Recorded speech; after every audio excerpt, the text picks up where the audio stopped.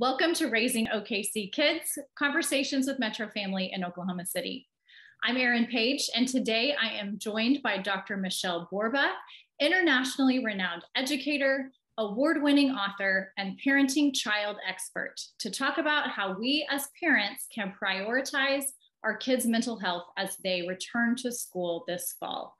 Welcome, Dr. Borba. Thanks so much for being here. Oh, Erin, thank you. It's always a joy talking to you. Same. I'm so looking forward to this. Yeah. I need some encouragement as I get ready to send my kids back to school for sure. You are not alone. And tip number one is know that every parent is struggling right now. We're all worried about our kids on multiple levels. We got to take a moment and breathe and know that others are feeling the same way. That's perfect advice to kick us off. I know that you're already familiar to many of our listeners, but just in case, I want to start today by telling our listeners a bit more about you and your background.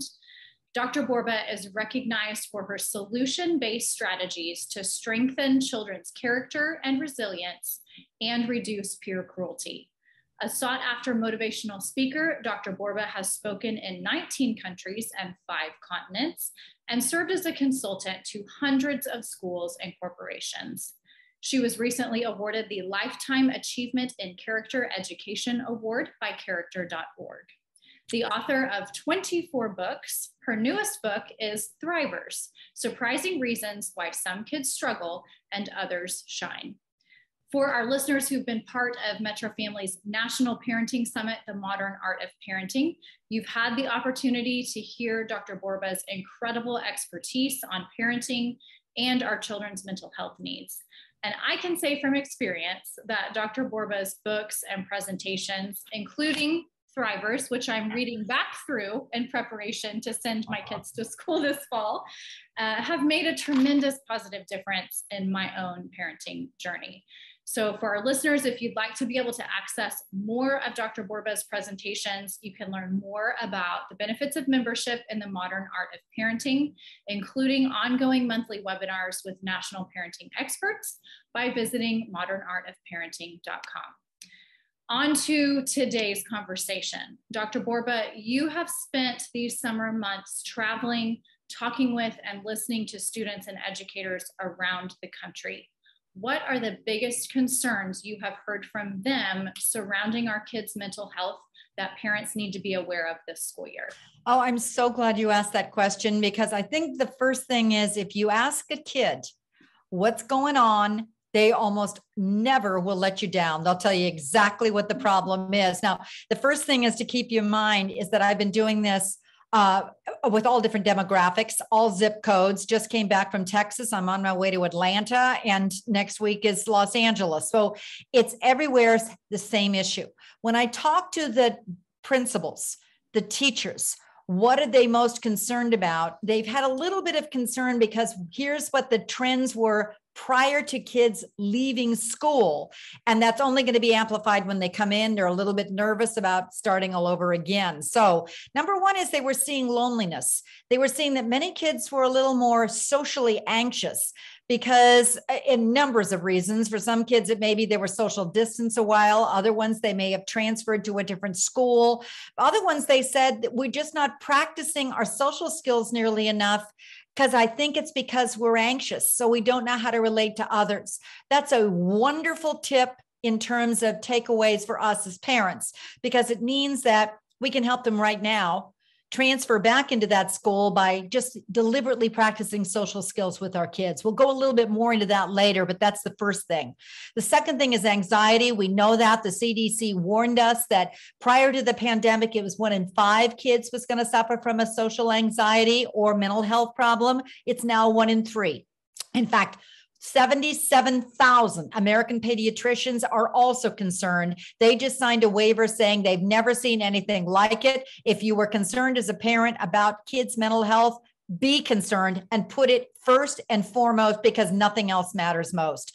Of course, we're worried about academic achievement, but I think there's a piece that we also need to keep in mind is that you can't really focus and get that academic achievement going unless your body can regulate and stay focused itself. And when stress is building, which all of our kids, and we're seeing our mental health disorders are saying the same thing, hospitals are saying it, it means we need to help them regulate so they can focus. One other thing that we're seeing is behavior. If you're noticing that your kids are a little more irritable at home, a little more disrespectful, the schools would say, yep, and they were doing that in school, in the classroom as well. So maybe it's time to not feel for them in terms of making an excuse, but say, no, no, no, that's not how the way we talk in this home. Because if they're talking to you like that at home, chances are it's also help going on in that classroom and school as well. So those are the big top issues that we're seeing. All of them have solutions. The key is that it's probably not going to be all of those in your own home. Your first step as the parent is to just say to yourself, what am I seeing that's concerning? What's the one little thing I'm going to take on? Maybe it's the behavior, or maybe it's practicing those social skills. What's going to help my kid be their best when they finally walk through those school doors again? If you practice those now, you'll help your child be able to actually reduce the stress and be what's called more resilient, because they're going to be able to feel better about who they are when they walk back to school. I feel not so alone in my concerns about going back to school. So thank you for that affirmation. Yeah. And because we could all use a little bit of good news, what have you heard over these summer months that is encouraging or inspiring you? And how can parents lean into some of the good that is happening or could be happening regarding our kids' mental health? You know, I think what we overlook is that kids are wonderful, wonderful, wonderful human beings. And I think the best thing that I've seen anywhere is, in fact, it was a superintendent out in Long Island. And at the kids' urging, these were teens. What the teen said, we're so stressed and we're so ticked and tired of only hearing the bad stuff in the world. Can't you put good news up there? So they conned her into, and she did it, buying a huge plasma TV, put it in the front entrance of the school. And what this wonderful superintendent then did was go through Google Alerts and find good news, stories about children in the United States of America who were doing simple, wonderful things to help out each other. She then put those each day, a simple little, we're talking about a 30-second clip. Kids would then walk in, and I actually saw them looking stressed outside the door. The door would open, they'd walk in, look at each other, go, we got this, put their arms around each other. It was like, oh my gosh, this is amazing. And they turned to me and said, that's what we need. We need to see the good stuff that kids are doing with each other. It actually activates their own little altruism, their own little empathy. And more kids say, I can do that too. And that's, I think, what we're overlooking is the kind-heartedness that's happening. And let's just point that out, because it's kind of being dormant right now. Children and we need to see the good stuff. Definitely. That puts me in mind in your book of encouraging parents to point out kids' strengths and their positive character traits. So that makes me think that I need to do a little bit more of that, maybe as my kids are getting ready to head back to school, to remind them. Oh, I'm so glad you pointed that out. Let's just take a segue on that, because it's so critical. So many of the kids did tell me that one of the things that they were feeling universally, there was a term, was empty. We feel like we're running on empty. And I went, well, why? And I think one of it is they said, hey, the teens were telling me, you know, we're really pressured. We're really worried about, are we going to get the scholarship? Are we going to get into college? What's going to happen? We don't know. We worry that we're not good enough. We worry that we're not going to get the grades. And one of the things that all resilience work tells us that we may be missing is that if we point out and identify our children's assets, not the ones we want them to be, but who they legitimately are. Could be art, it could be a sense of humor, it could be, gee, you just really are a good friend, or you have a wonderful memory. I don't care what the asset is. Start pointing it out. 77% of the time, I know we're not talking about you, Aaron, we're talking about the neighbors next door. Point out the kid's deficit and not their asset or what they're legitimately good at. So maybe the wonderful thing right now and the rest of your lives is start looking for what are the legitimate strengths of the child, because they actually use those to not only boost their confidence, but they use those when push comes to shove and adversity sets in. They go, I got this because this is who I really am. They desperately need to see and know that you approve of them. Many kids said, please tell my parents to tell me I'm more than just a grade. Point out the stuff of who I really am. And I think that's just a wonderful, wonderful reminder to us all. And I love that in your book, you really go in detail and give great actionable tips, because like you said, as parents, we maybe have attributes in mind that we think represent our kids or that we want in our kids. And you really help parents drill down and notice what our kids already have, like you said. And it really kind of caught me off guard. And I had to really rethink for each of my kids, what are their true assets that I can help them lean into?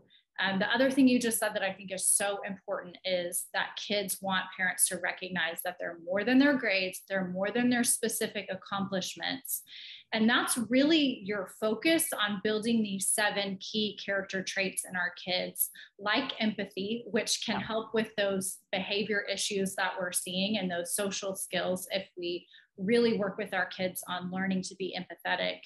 So tell us more about this theory of building these 7 key character traits and how they help improve our kids' mental health. Oh, thank you for the question. I think the most interesting thing about all of this is resilience, that ability to bounce back in a struggling time when a challenge hits you is teachable.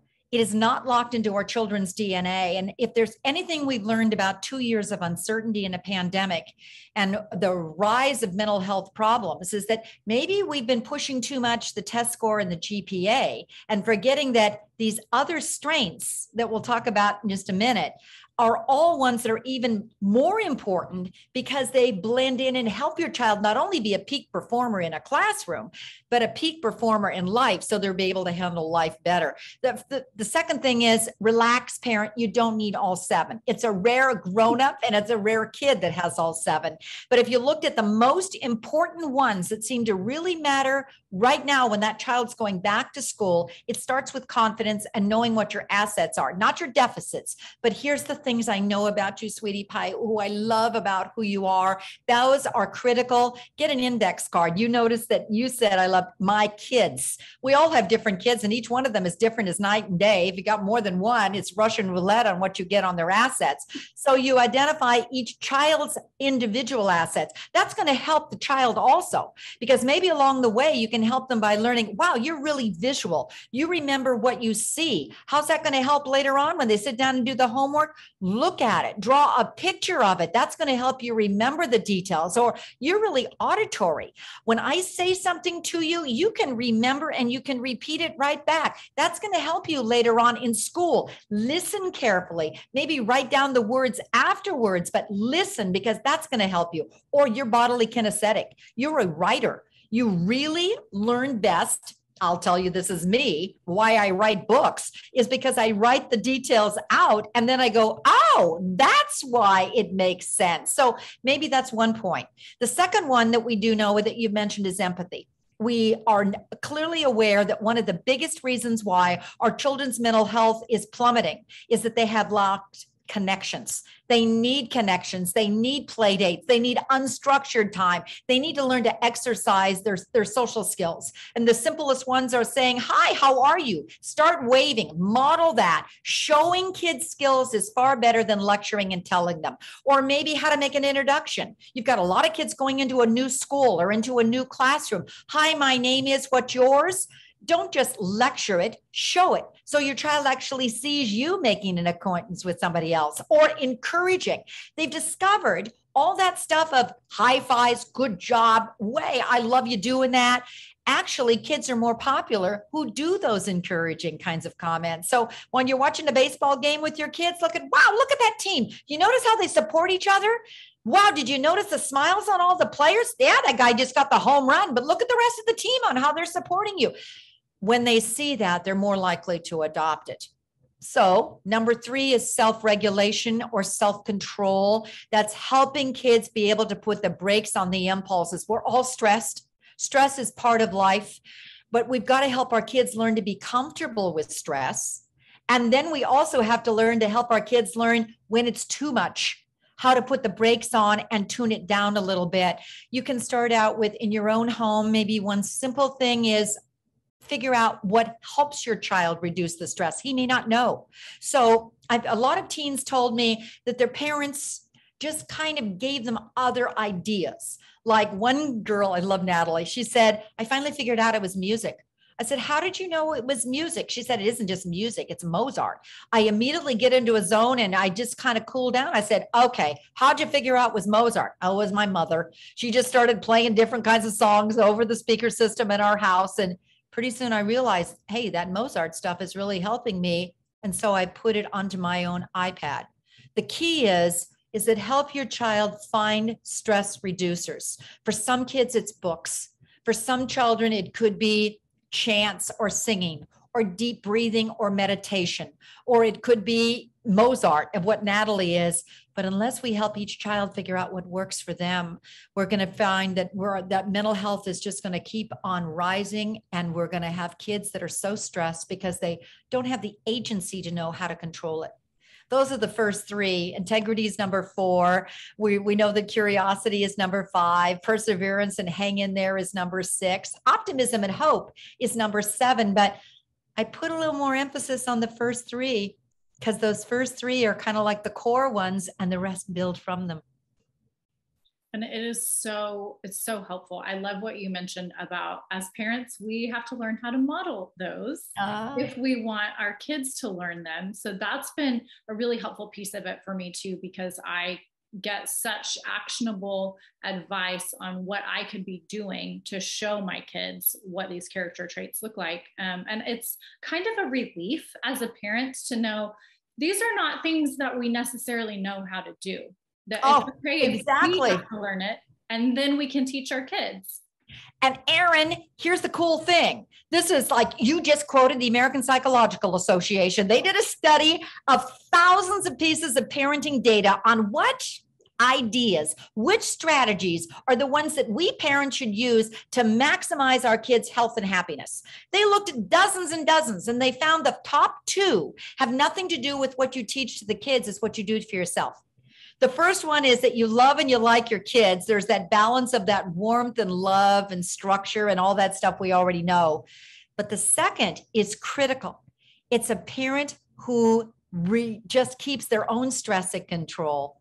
So what happens is their stress doesn't mirror over to the child. And the bottom line that's wonderful is if you looked at chapter 3 in Thrivers, you're going to find dozens of ways to teach kids stress management.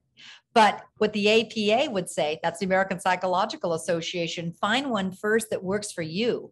Start modeling just like you just said. Watch your kids watch you. And what'll happen is if you keep practicing, not only will it help you, your kids will catch it for themselves. Maybe you can make it into every night at 5 o'clock, our whole family does 1-2 breathing. We take a slow, deep breath like we're smelling a flower. We hold it. Now we slowly blow it out like we're blowing out a birthday candle. That was one time. That breath, the exhale has to be twice as long as the inhale. What we're actually discovering is that if you keep doing it, that is the fastest way to relax, getting oxygen into your brain. And you're just doing it like a few minutes a day. Pretty soon your kids will catch it up and everybody will be more relaxed in the family. The only dangerous part is that then your kids will be sure to tell you when you need to do the breathing exercise.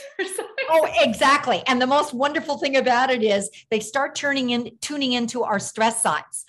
My kids would always tell me, Mom, you need to do that 1-2 stuff because your eyes are getting like that again. I didn't know what my eyes were getting like, but they knew mine. And now I go, okay, thank you very much. I'll tune into my eye thing. But it was also, then we made a fun thing of tuning into each other's. Because the gold mine is when a child can identify when they're starting to feel stressed, not when they're having the exorcism on the floor or they're so irritable, then it's too late.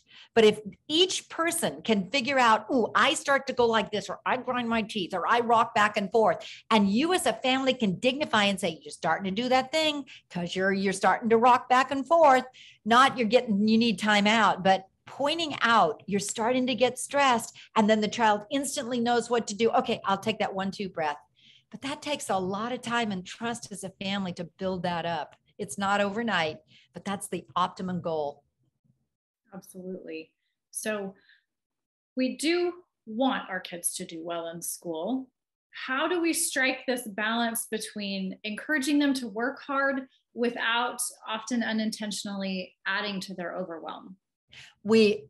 Key number one, expectations are absolutely crucial. You've got to set an expectation for your child, but it's got to be in line with your child. So if I was to give you what research says is the best way to stretch your kid without snapping them, you got to think of a rubber band. Your goal is to watch your child, and it'll take you a while. When school starts, figure out how long can he really sit without blowing up. And maybe what he needs to do is sit for 10 minutes, then stand and go take a break, then sit down again. But once you figure out what works for your child, that's that rubber band. You stretch them without snapping. Then you start putting the pieces in place. For instance, now is the time to start looking at, here comes the old special ed teacher 101, what helps your child work his best? And I've discovered with some kids, they need a cardboard carrel in front of them because they're so easily distractible. So you can create that space at home. That's where you do your homework. For some children, we know that they need quiet. So for heaven's sakes, turn off the TV, even if it's 3 doors down and 3 rooms down, because they pick that up. For some children, we always say quiet, quiet, quiet. But for some kids, actually earphones, listening to music could help. What you've got to do is figure out what helps your child, then make that into a routine. Another thing is, when's the best time to do the homework? Not maybe for some kids, it's immediately after school. For some kids, give them a break and let them go shoot 5 rounds of basketball, then come in, have a snack. How was your day? Now sit it down. But it's figuring out what works for your child. You may want to, a couple of weeks into school, if you see your child is struggling, immediately contact the teacher. What seems to be what helps my child in school? What are the routines and rituals that you're using that I should be using? That is aligning with that teacher and can be a core one. And if you figure out what works for your kid, you're under professional obligation to tell the teacher, this is what seems to help my child. It took me 10 years, but I finally came up with it. That's such great advice. So as our kids are transitioning back to school, we know it can be a really hard time period for everyone in the household. Sure it can. Whether we've got preschoolers or teens, how do we make this transition period easier on our kids and on us as parents? And what signs should we be looking for that would indicate our kids are struggling with their mental health? Okay. Number 1, do not wait until the day before school to start your routines. That's our biggest mistake. Oh gosh, school's tomorrow. Let's all start over in what we're doing here. Instead, what you do is you start rewinding, playing back, and figure out, number 1 is sleep. Your kids and you are on a different time zone right now. It's been summer. You're letting them sleep in longer, and all of a sudden that alarm's going to go off, and it's going to be the witching hour of trying to get your kid ready at early morning. What you need to do at least 2, if not 3 weeks before school starts, is start winding the clock back to him or her being on the same time zone as the alarm that goes off first thing in the morning. That would be key. Number 2, what was the reoccurring nightmares last year? I don't know what to wear, Mom. And then there was the battle in the morning. So you start the routine, not waiting for that morning. It's always, the new ritual is you must lay your clothes out the night before. I can't find my backpack, Mom, and I got to get down. The bus is coming. Night before. If that's the ritual, that's always the nightmare, then right now, put up a hook. Where's the spot that every kid in your house is going to hang their backpack on? And that's what they're going to hang before they go to bed. I need my cell phone. I would say the first thing that every bit of research says is take it away. Do not let your kids sleep with that cell phone. First thing is, what we do know is they're texting. If you want proof of it, go online and look at what every bit of research will say on kids who get older and cell phones. You think they're asleep, they're texting, they're losing sleep. If you want that child to excel in the classroom, Good night's sleep is one of the highest correlations. Put it in a box. You don't need it. But I have to know when to get up, Mom. Then do something really profound as my final tip. Buy a real life alarm clock and teach your kid how to set it. The best alarm clock I've ever seen. I did a Today Show segment on this and it blew everybody away. It's called Clocky. The kid sets the alarm clock by his bed, and that'll take you 3 weeks to teach him how to set his own alarm clock so you don't have to play Big Ben. What you then do is set the alarm clock on. It'll go off. And when the kid does not turn the alarm clock off, the alarm clock gets mad. It starts dancing and actually falls off the nightstand and starts going around the floor until the kid has to get out of bed. So, I mean, that's an absolute priceless thing. You don't have to get that fancy, but there's a few things. It's, figure out, I think the most important thing was what was your reoccurring nightmares? How are you going to solve it? So your child goes a little more peacefully and you off to school in the morning. It could be also if your child needs to, I don't know where my notes are, then do you have a note basket that's right by the front door that every day when I come home from school, if there's a note that needs to be signed by the teacher, I have to go through my backpack and put it there, something that you need to see. Or if there's snacks the kid forgets the snacks, you just always keep a granola bar in the bottom of the backpack. Be crafty. Figure it out, Mom. You've got this. But being a planner ahead of time will cause you to be far more relaxed that morning. Such good advice. What about kids that are going to a new school this year? What key pieces of advice do we need to keep in mind for those kids? Number one is anxiety will go up, particularly during the COVID era when all children's anxiety is up anywhere. And why are they concerned?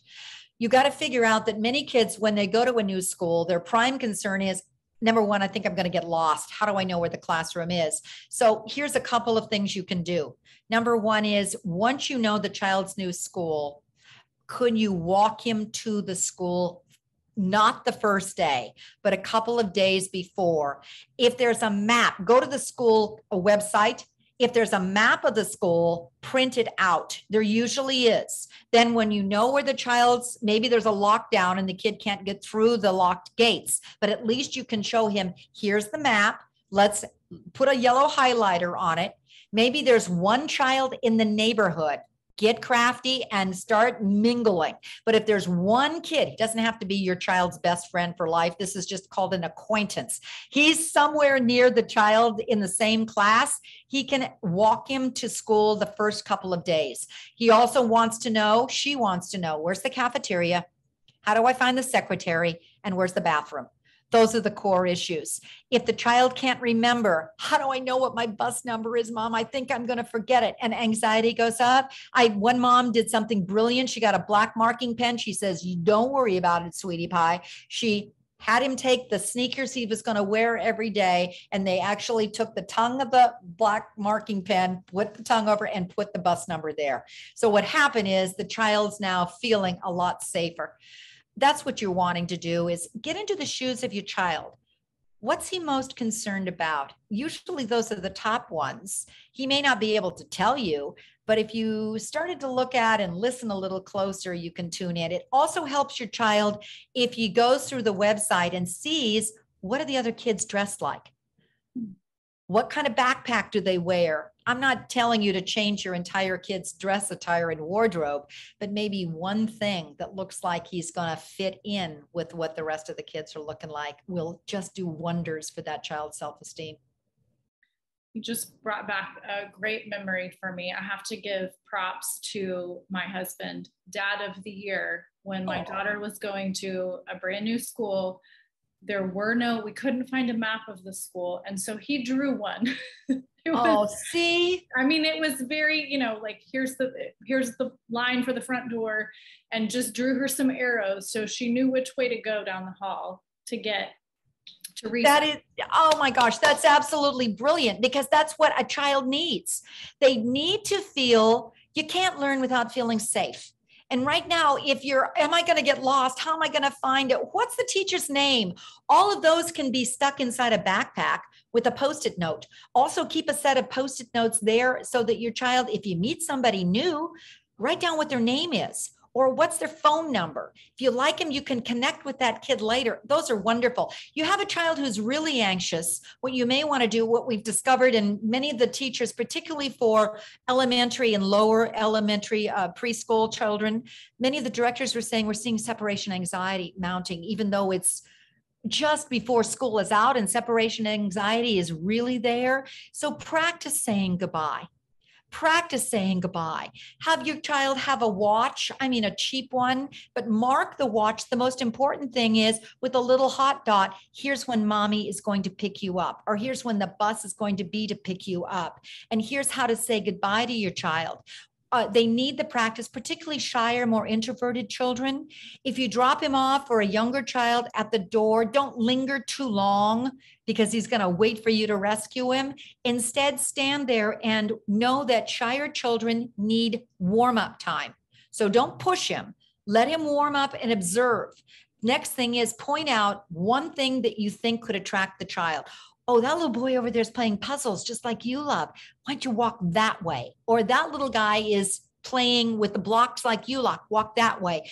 Don't push him into a big scene, but push him in a one-on-one are some of the tips that you can use with shyer introverted kids. Oh, that's so helpful. I needed you about 5 years ago.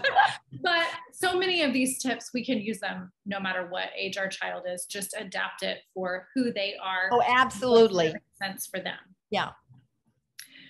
So as the school year goes along, how can we encourage our kids to open up about their feelings or struggles? And what do we ask them beyond, how was your day today? Oh, the best focus group of kids that I had were middle school children. And the parents had asked me that same question. And almost every kid said, don't ask, how was your day? I said, why? She said, because you're going to ask the same darn thing every day. After a while, it sounds trite, like you really don't care. So first of all, know that many kids say the most stressful part of the day is the first 2 minutes when they walk home. They've been carrying it all together, trying to keep it so I'm going to be okay. They walk in the door and they just need to just let it out for a while. I mean, just take some breaths. The last thing they want is, the confrontation of how was it? What did you do? And what was your grade? Instead, the milk and the cookies can be a great idea. One parent said that every day the kid walked in, he was a basket case. What she finally did was put in 2 bean bags. She put 2 bean bags in, and then what she did is have soothing music. What the child would do was walk in and she'd say, let's sit here. And she didn't ask anything. She just put music on that she knew would resonate with the child. You got to figure out what works for your child. With some kids, it may be reading a book for a younger child. But she said it was so helpful because you could see that he was starting to breathe, and it became our routine every day. And then she said the most amazing thing happened. One day I didn't hear him come in. And it was the one day I wasn't sitting on the beanbag chair waiting for him. I walked in thinking that where was he? He was sitting on the beanbag chair all by himself. I turned the music on and he said, Mom, this really works. So find the routine and the ritual. I would say let the kid debrief for a little bit, but it's first just having the milk and the cookies. And then it could be some sneaky things. You can go online and you can find out what are activities that happen during the day. Wow, how was the basketball tournament? And the kid's going to look at you like, how the heck did you know? How was that? It's fun stuff that's overall fun, not with how was the grade. You can get to that later, but you're really looking at just what was the best part of it? Okay. Hey, what was the lunch today? Did you like the ham, the turkey, or what they realize now is that yes, no answered questions don't work. It's opening and stretching them, but it's going to take a while for you and your child to get into that routine, find out the time that's best to ask the questions. It's taken me a long time to learn that. And I have finally discovered that, imagine this, my kids are so different. Yeah. So one wants to get straight in the car and tell me everything that happened that day and hash through all of it. And another one really doesn't want to talk to me about school until bedtime, which has been a little bit hard for my mama heart to learn. But I've had to, because that's just his personality. So it's been a struggle, but I think I finally have a little bit of a handle on when they're willing to talk and what they're willing to talk about. And I just try to lean into I love that. I love that, because that's exactly what kids said. You got to find what's the best time for us. And, you know, it's hard for us. Oh my gosh, do I have to wait 5 more hours till it's bedtime? But find when the time is. With my kids, I have 3 boys. I found that it was 5 o'clock around the refrigerator. And that's when I'd plant myself. They were going for a snack. And I was there kind of natural, pretending I was baking, but it opened it up because I was doing something and not looking at them face to face. And it became more relaxed. And that seems to be really helpful. That sitting, that confrontational, so how was your day, in the back seat or turning around doesn't work. But what kids say does work is more relaxing. By the way, with boys, interesting, and I'm sure it works with some girls, but the research said boys, it's doing things with them. It's shooting baskets. And how was your day? It's playing Legos. Hey, what happened during math today? What was the best part? How'd that go? So doing also gets them to relax, as opposed to face to face, front to front, eye to eye. The other thing I'm hearing you say is just kind of making ourselves physically available to Yes. them. Yes. Sometimes it's less about our questions and more about just being available. And then if it's the right time for them, they start offering up some information. But it takes a lot of patience, which I'm not very good at. Yeah, that's the thing they don't tell you in the baby manual. Exactly. But it's the truth. So for a more serious topic, yeah. I know you've done a lot of research and work surrounding school shootings, starting after Columbine. And in the wake of the horrific school shooting in Uvalde, Texas, we know students and parents alike may be really on edge as kids are going back to school. How do we talk to our kids about school or mass shootings, or even the active shooter drills a lot of them experience during their school day, in a way that's honest without exacerbating that fear they may already be feeling? First of all, we need to tune in to our kids, because each one of them is responding to these issues far differently. So that's the key. Second of all, we do need to talk, because in today's world, they're hearing it, they're seeing it, and they need to get information from us. If there is a shooting, an active shooting situation that happened, for instance, it could be something that just happened on the news and you're aware of it, then you need to talk, and you use TALK as your acronyms. Just remember, you can use TALK. I'm going to teach you these for any horrible, horrific kind of a tragedy. T is you tune into your child and you talk about it. You realize that some kids aren't going to want to have this is not going to be a marathon. It's going to be a little teeny brief chat. You've got to be relaxed. Very often kids don't want to talk. So you first may want to find out what they've heard. What are your friends saying?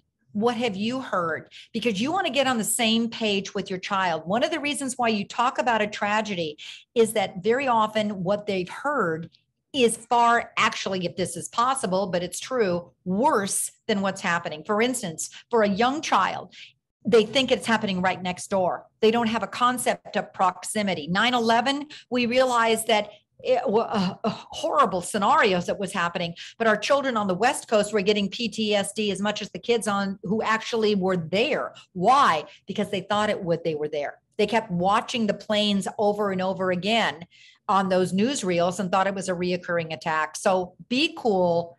Start with just hearing it. You may want to also have a prime little 3x5 card of some points that you wanted to discuss or get some information.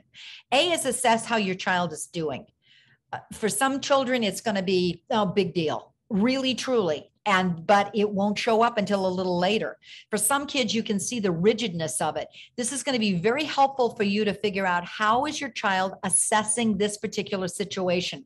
If your child has already had stress, he's had a tragedy or a recent trauma, chances are he's going to be facing a more difficult time with this particular trauma. It just brings it up even more. So tune into a child who's already has an anxiety or a recent trauma. L is just watch and listen to where your child is coming from. It just keep listening to it and tell him, I'm going to talk, but let the child talk twice as much as you. And then what you're actually doing is saying, let's keep talking about this. Let's keep talking because I'm always here for you. The final thing that I think is K is called kindle hope. And I don't think we're doing that nearly enough with a child. It could be after Parkland. I learned this from what was helping the kids who were at Parkland High School finally get through the worst thing that you could possibly imagine. They started a march. They took on gun control themselves and they said, we may not be stopping it, but we are so traumatized by it. The only way that we can do something is to actually march ourselves and take on so we can help our friends. Now, what else could you do? You're worried about your friend, then let's get a tradition in our own family. Maybe it's let's pray together, or let's plant a tree together, or let's find something that'll kindle hope. With some children after Sandy Hook, what they did is they did pack teddy bears, and they sent him to the school and the community. And that really helped. It could be, let's make a big sign and let's put it outside. We've got so many children who are from Ukraine right now, or they have relatives from Ukraine. Mom, can we hang up the Ukrainian flag? Yes, we can, sweetie pie. And every night we'll do a candle. So it's creating traditions together as a family can be very helpful. Be calm yourself. You can say whatever you want. But if you're not calm, your children will realize my mom's really upset by this. There's got to be something to it.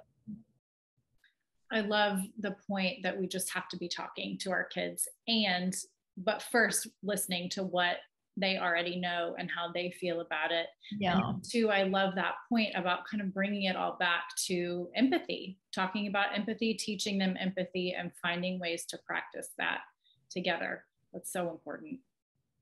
As we close out today, Dr. Borba, what is the one thing, your top piece of advice you want parents to remember this school year to better prioritize our kids' mental health? Put mental health at the top. I think we're all worried. I've heard most parents say, but he's falling behind. And what am I going to do about his achievement? If we realize that achievement grows when you feel your body feels safe, when they can handle it, when you can regulate, when you can you'll be able to focus better. Watch your child carefully. Tune into how he's doing. And maybe it's prioritizing of creating a calmer home, a calmer me, figuring out what the strategies are, like that 1-2 breathing. If you were reading Thrivers, go straight to chapter 3, skip everything else and start in on self-control. Because I think we now realize what our kids are saying. We're not as resilient as we thought we'd be. I said, what do you need? I said, we need to figure out how to regulate our stress. And if we don't learn how to regulate our stress and then practice it over and over again, we're never going to be able to handle the uncertainty of the world that we're now growing up in. That was like quote unquote from a 14-year-old and a 15-year-old. And I'm saying, God, they're right on the mark. They are quoting everything there is on adversity. You can help your child in terms of their learning, but you got to prioritize helping them be able to handle the stress that is going to be part of their very uncertain world. And that's how we're going to raise up a generation of thrivers. I know for me, I am going to be focusing on these 7 character traits this school year. That's my goal with my kids, more than my focus on their academic skills. So that is what I'm really hoping to do. And I'm hoping to also manage my own stress in a more effective way so that hopefully I can teach my kids as well. Thank you, as always, for all of the wonderful advice. I know I feel calmer and more prepared to send my kids back to school. Oh, thank you, Erin. Take care of yourself, and everybody else. Take care of each other. Absolutely. For all of our listeners who are interested in hearing Dr. Borba's previous presentations through the Modern Art of Parenting, as well as accessing past and future presentations by other nationally renowned parenting experts, you can visit modernartofparenting.com to learn more about membership. Those memberships are just $19 a month or $199 for the year with a 30-day money-back guarantee. Thanks everyone for listening. Join us next time on Raising OKC Kids.